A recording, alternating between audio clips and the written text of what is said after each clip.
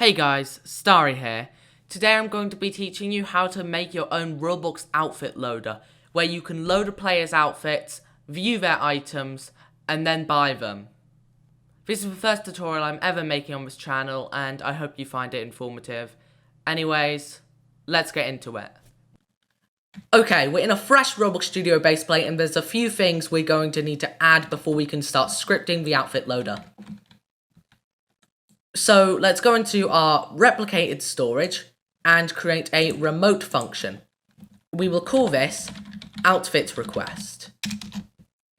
Now we're going to go to our workspace and we're going to create a folder called outfits.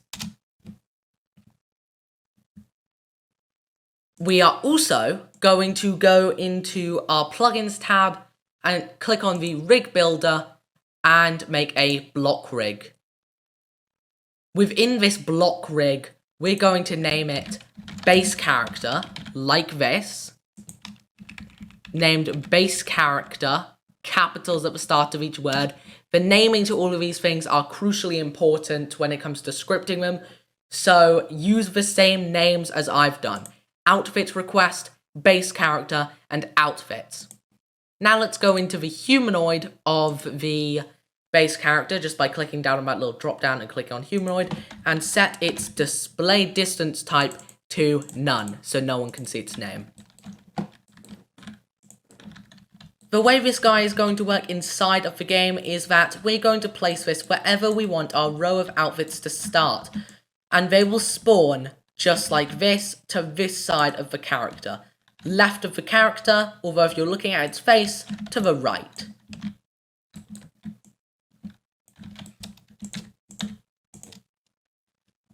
We're going to also put this guy inside of server storage.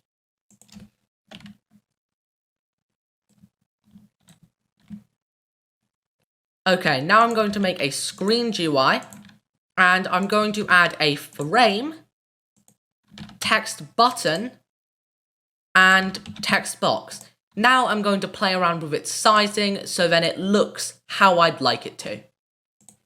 Now that I've made this basic little testing GUI, what I'm going to do is I'm going to scale it to fit on all devices using this neat little plugin I found called Auto Scale Lite. The link to download it for yourself will be in the description of the video. I highly recommend using it when doing anything related to UI design because it is so amazing. Anyways, with that done, now let's get to scripting the outfit loader.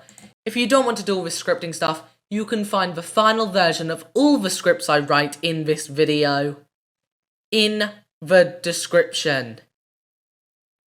With that being said, let's get to scripting. Now let's just grab some services. So I'm going to write local players equals game colon get service players, and I'm going to do this with some other stuff. What this code does is it gets us information such as this players thing right here.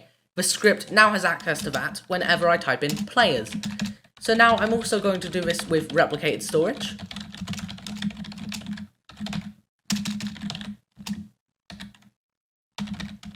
Server storage.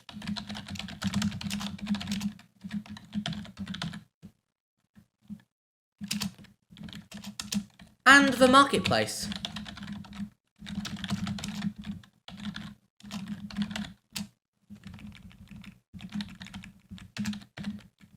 Let's just forget that I put a capital P there.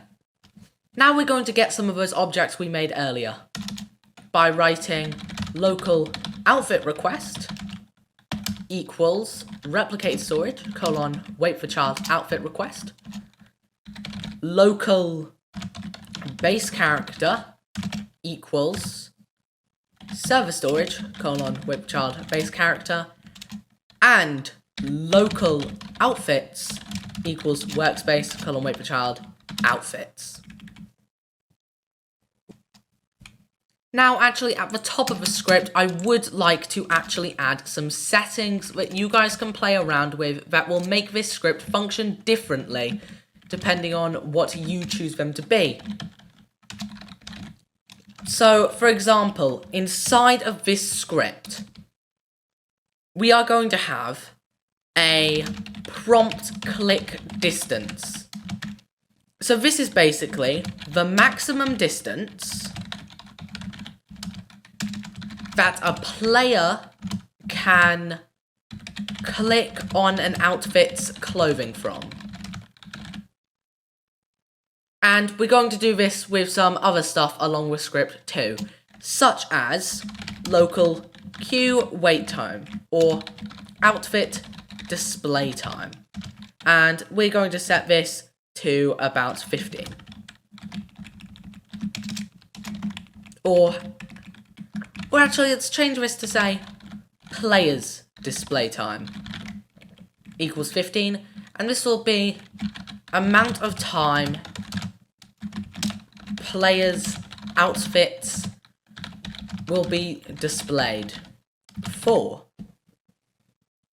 Sorry if this is a bit confusing to follow, but if you follow it correctly, you'll be able to create the script exactly as I'm making it here, and at the end of the day, that's a working script.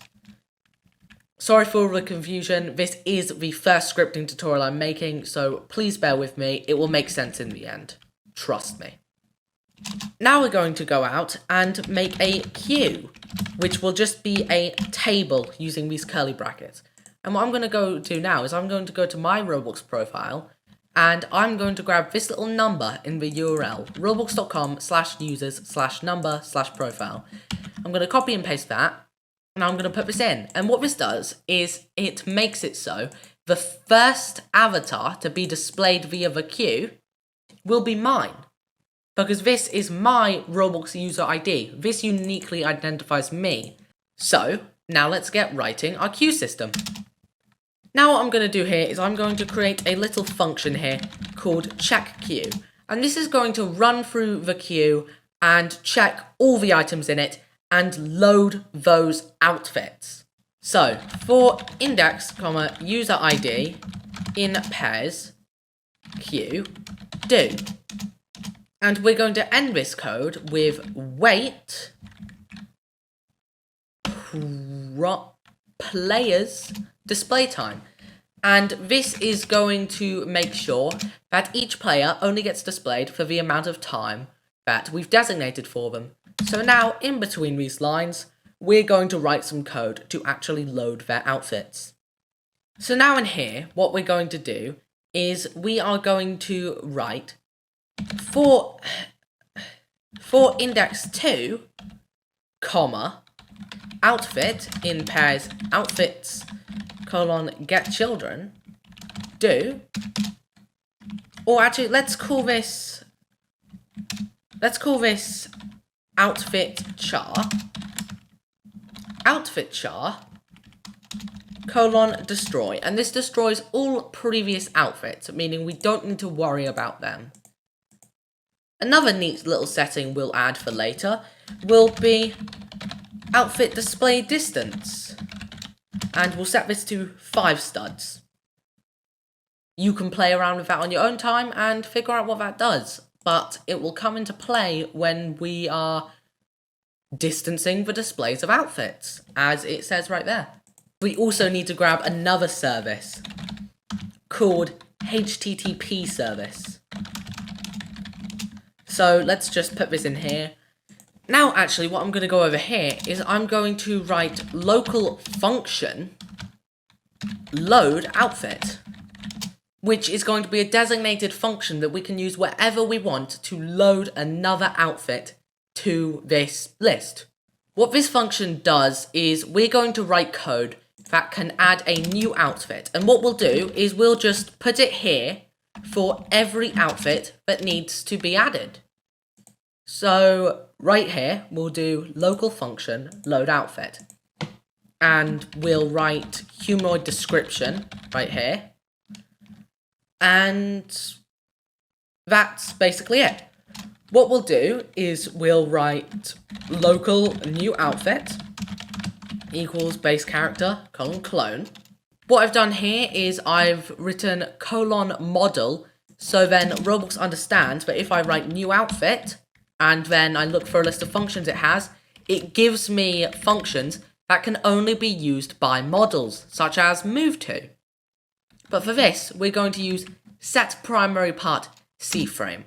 And what we're going to do is we're going to set it to new outfit dot primary part dot C-frame dot right vector, or actually minus right vector because we're moving it left, multiplied by outfit display distance. And what we're actually going to do is we are going to add this on by putting this in brackets, just to be safe.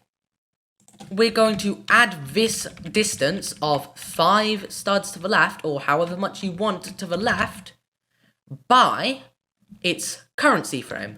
New outfit dot primary part dot C-frame. Or actually, times outfit display distance. Let's get this in brackets again, because I'm not sure how maths works, really.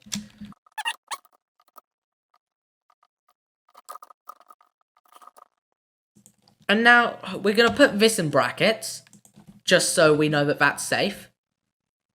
And we're also going to put this in brackets too, so then we know what's happening first in this code. So, we're going to change outfit display distance to outfit display distance times, and we're going to put this in brackets again, because, once again, I do not know maths properly. I'm not good at it. Trust me. I'm pretty sure these brackets are needed. So what I'm going to do here is I'm going to write times number of outfits in here. We'll also do new humanoid colon humanoid equals new outfit colon wait for child humanoid. And now what we'll hopefully do is we can have new humanoid colon apply description humanoid description. And now what should theoretically happen here is we can now parent new outfit to our outfits folder, and it will be placed in here nice and cozy. Now what we're going to do is write some code that launches this load outfit function. Now I'm going to add a pcool function to this code, which stands for protected cool function. And what this does is, since we're going to be making web requests to Roblox, and there's a chance Roblox won't always be able to respond, and there might be a mistake that it needs to respond to. But we don't want our code to break if there's an error.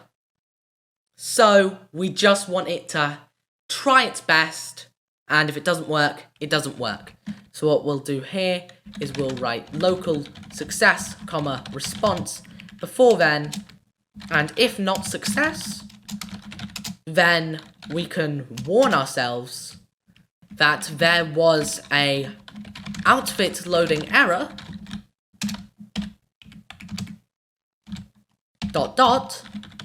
Here's the response. So now, let's get doing it. So first, we're going to load the outfit of players colon get humanoid description from user ID. And this user ID will literally just be user ID because we're already going through the queue. Next up, our code is going to be connecting to the web. So we'll write local outfit data equals HTTP service colon get async, and we'll copy this in and put some quotation marks around it.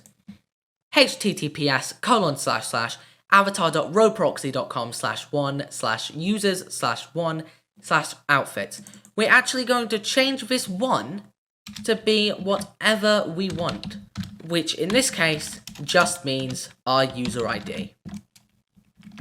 The reason why we've written avatar.roproxy instead of roblox.com is because Roblox actually doesn't let Roblox games access their APIs. So roproxy disguises the fact that we're accessing this from a Roblox game. And for good measure, we're going to write in square brackets a string called data. And what this will do, what you can see here is the data that this code will respond if we're talking about the first Roblox user ever to join the platform with the user ID of 1. There's this little index here which says data. And now what we'll do is we'll do for outfit in pairs outfit data do load outfit players colon get humanoid description from outfit ID outfit ID. Now I'm just going to give this a quick little test run and hope it functions as intended. Oh yes, we've actually never ran the check queue function.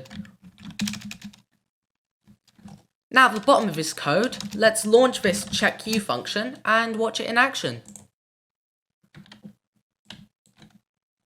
Outfit loading error, humanoid colon applied description.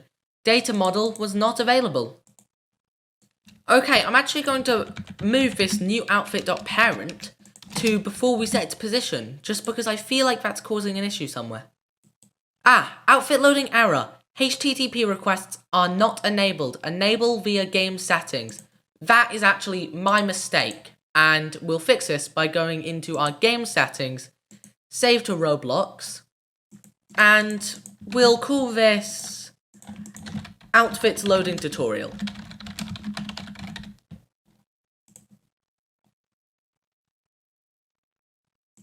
Save failed, retry. And now back in our game settings, let's go to security and just allow HTTP requests. Now hitting run.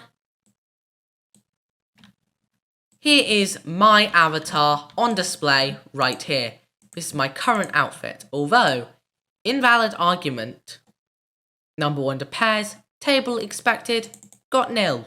And I've actually just realized what it is. We actually need to wrap this in a function called JSON decode. So HTTP service colon JSON decode. Because all of this data is just plain text until it gets converted into a table by JSON or JSON. So now that we've done that, this code should start to work. Attempt to index number with ID. So I assume we don't need that ID data there. And that just happened. Those aren't my outfits. How interesting. I've realized what it is. It's because I was actually being really dumb and I was actually meant to write index before this. How stupid of me. So we can just go ahead and write index 2. And I know we've written index 2 twice, but actually this index 2 only affects here and this one only affects up to here. So basically we have two variables called index 2 as long as they are both local and do not affect each other. Anyways, let's hit run again and we've now loaded my current Roblox avatar, my saved outfit, and another saved outfit. And to prove that, I'll go over to my own Roblox profile, go to avatar, and you can see all of these outfits here. Here's my current, here's Starry V1, and here's default. In fact, we could actually add more detail to our load outfit function simply just by adding another variable called name. And what we'll do in here is we'll just give out the outfit's name ready to be displayed. And what we'll do with this is we will literally just change the new outfit's name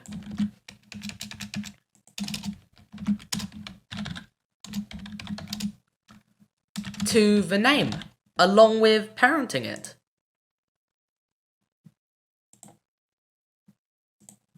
Although I've made a tiny little silly goof up there. Okay, there we go. We actually need to add a name here along with it too. So now we have all of these working. The first outfit is called current outfit, the next is called Starry V1, and the next is called default. Now we've actually made the functionality of getting these outfits to load, and it's working quite well. Unfortunately, I myself am recording this video in 2 parts because it's getting pretty late, and I have some stuff to do.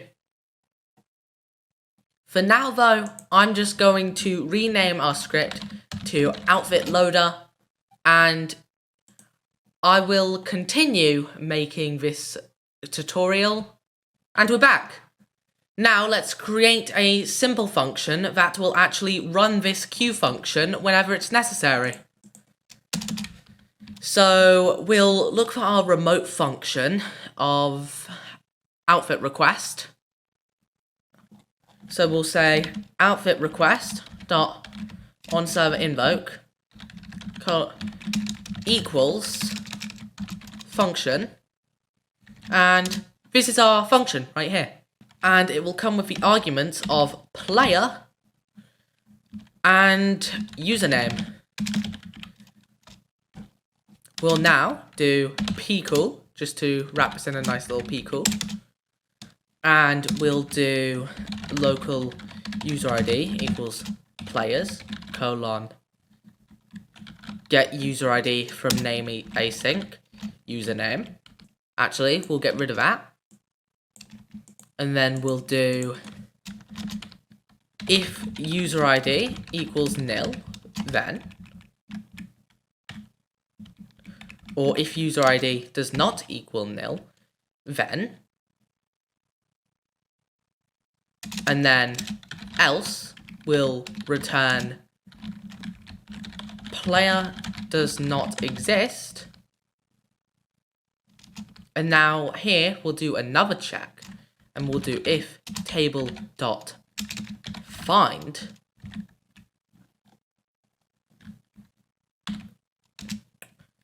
q comma user ID equals nil, or does not equal nil once again, then, and if it does actually, or if it does equal nil, yeah, that was my mistake, my bad, sorry.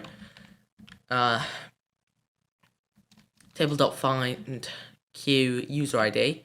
So in this code, this is if the player isn't already in the queue, but else we'll just return player already in queue.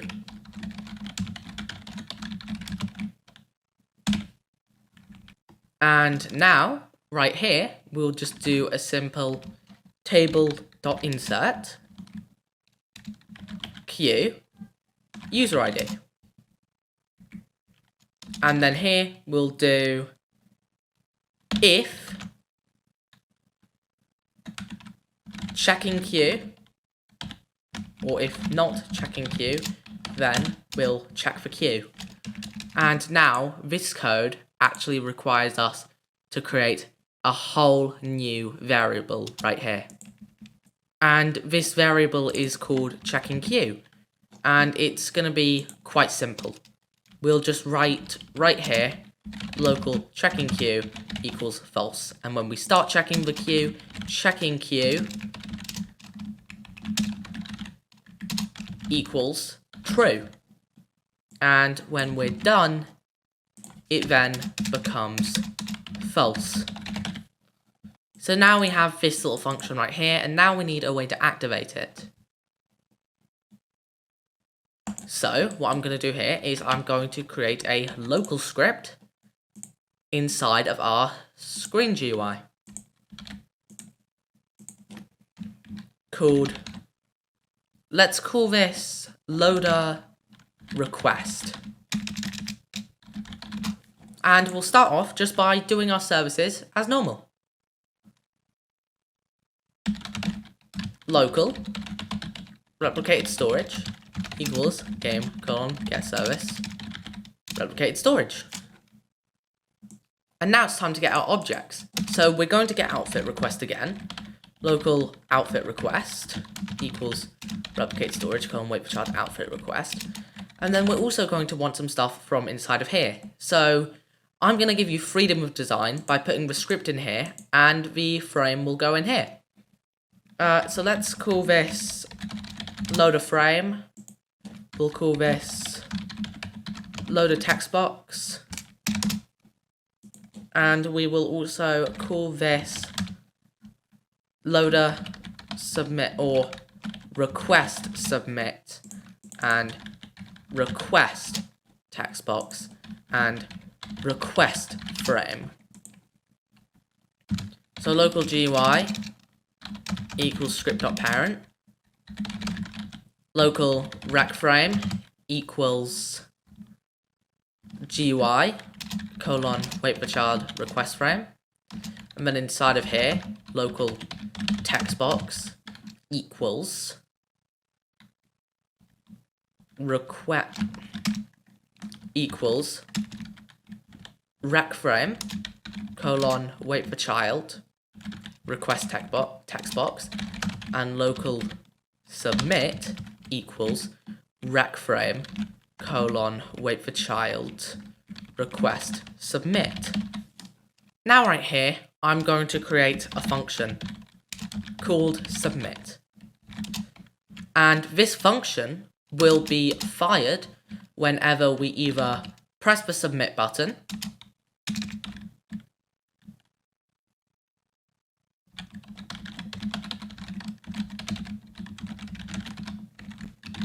just like that, or whenever we press enter in the text box. Text box dot focus lost colon connect function enter pressed. And now all we need to do is we need to check if enter pressed, which means the focus was lost by the player pressing enter, then submit end. And what submit will do is it will simply just do outfit request colon invoke server textbox dot text. So now let's see this in action. Although what would be interesting is, so now what we can do is we can do local submit response equals outfit request colon invoke server textbox dot text. And then we'll do if submit response does not equal nil, then warn, just like how we should have used warn up here, but instead of typing outfit loading error dot dot response, and actually let's just change this to response because that's way easier to keep track of. We'll actually use warn outfit request error response. And now let's see this in action.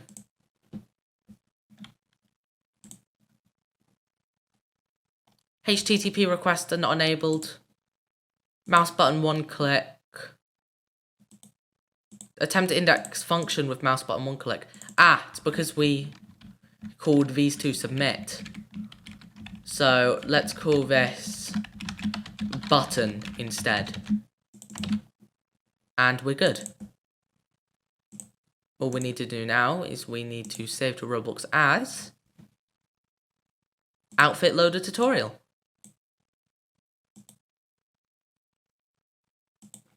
And now let's just run a little playtest. Okay, so now we're in and we can request any player we want. So I'm going to request for a player called Buzzotic. I'm going to click load and it should work through this whenever it can.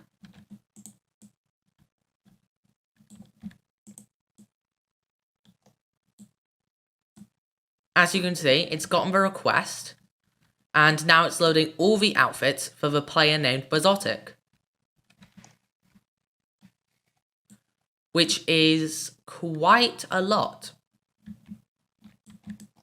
So now I've actually made these outfits load. Let's see how you can make a bit of money from this game. And now, back in our loader request script, we're actually going to need to write some more code. So, GUI service equals game : get service, GUI service. And now what I'll do is I'll just write some code in here as well to go and quickly grab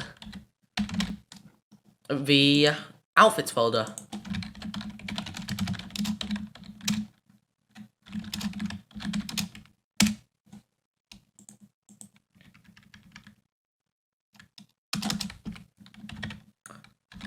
Outfit requests.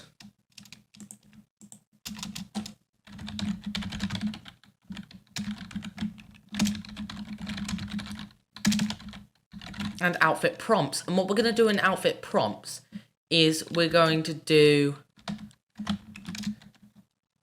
local function check outfit,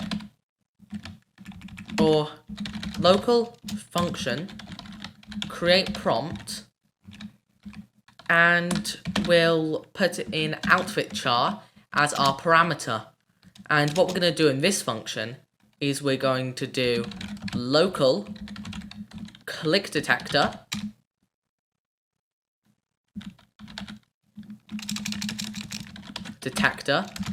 equals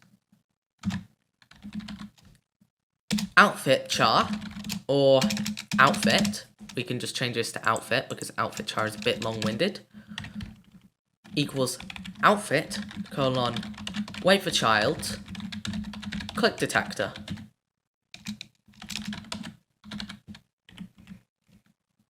And now we need to get the humanoid. So we'll write local humanoid equals outfit : wait for child humanoid. And for the sake of the fact we know the humanoid is getting loaded first, we'll just put that over here.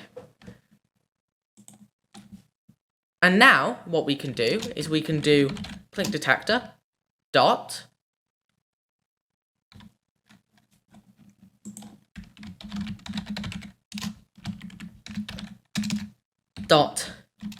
mouse click connect function. And this is where we're actually going to remove the marketplace service from here. And we are actually going to use Control X there. So then we can just simply paste it in here. Wait, no, we don't even need this either. Now what we'll do is once we've clicked this, we will simply use player.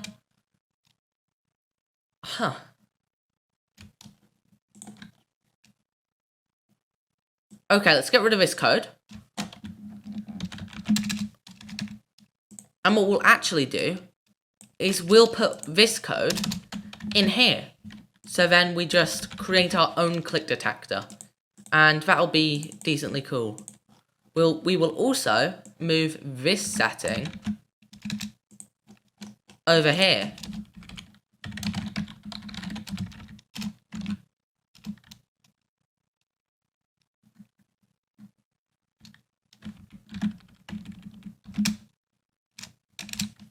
So now we have that right there. And now, once we've done this, we have our click detector.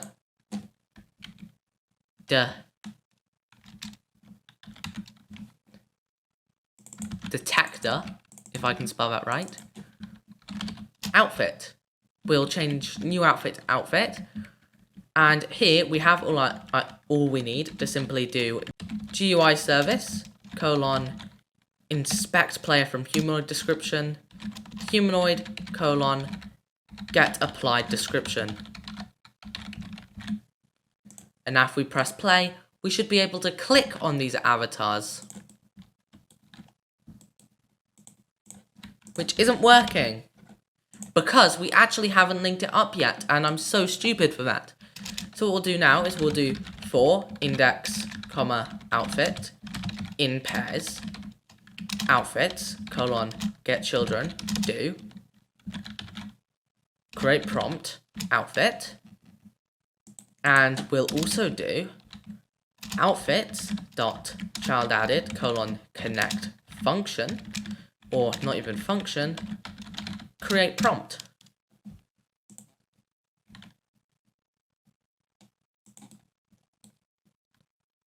So now I can click on these guys and argument 2 missing or nil. It turns out that we need a name value alongside this, which we will just set to outfit.name.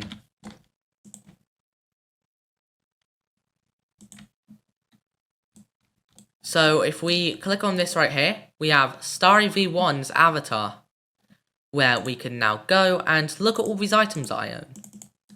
But if we were to load a player, such as Buzzotic,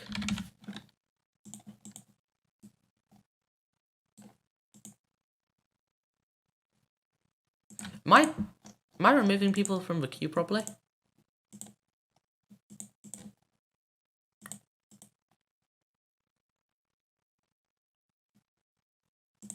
I'm forgetting to remove people from the queue whenever they've been loaded.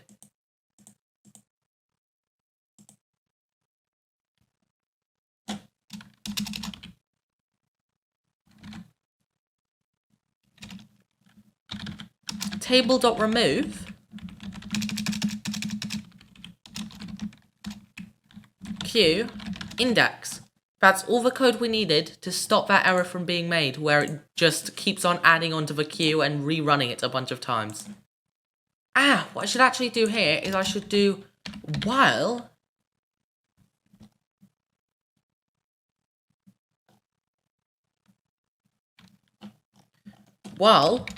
number of items in queue does not equal 0, then, or do,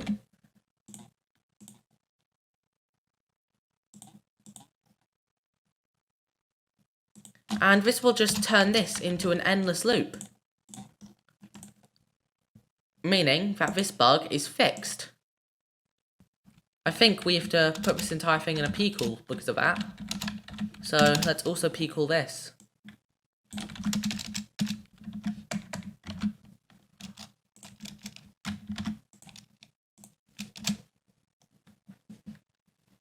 And also, let's do some stuff here.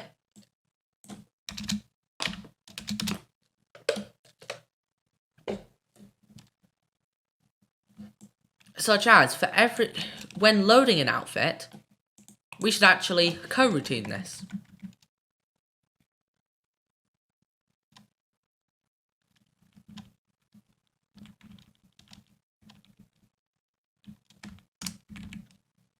And actually, let's give it an index value as well. Outfit index.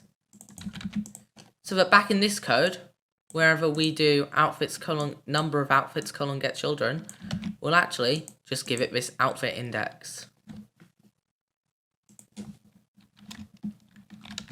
which will actually be index 2 plus 1. Because yeah, exactly, comma 1.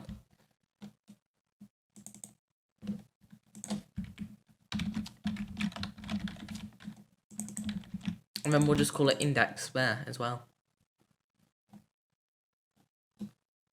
And now we can put these in coroutines. Local task equals coroutine dot create load outfit, and then we'll do coroutine dot resume task, and then we'll do all of this right here. We'll do or create task, load outfit, yes, and then we'll give it all of these as arguments. First task as well, and then we'll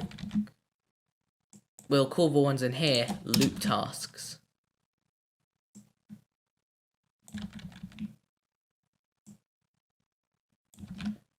So right here, instead of calling it first task, we'll call it loop task.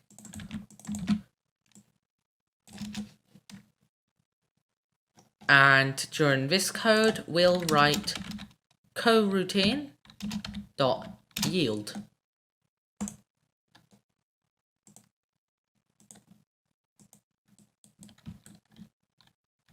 So now I can load things a lot quicker. Such as if I want to load Buzzotic. No matter how many avatars there are, they're always loading.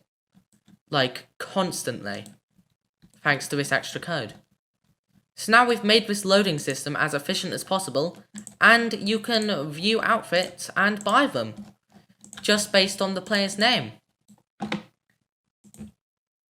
I don't know about you, but I'm pretty sure that's all I set out to do in this tutorial. I didn't actually give this tutorial a formal outro segment, so thanks for watching. If you've gotten this far into the video, like about 40 minutes, I really appreciate it, and I hope you learned something from this. Have a nice day.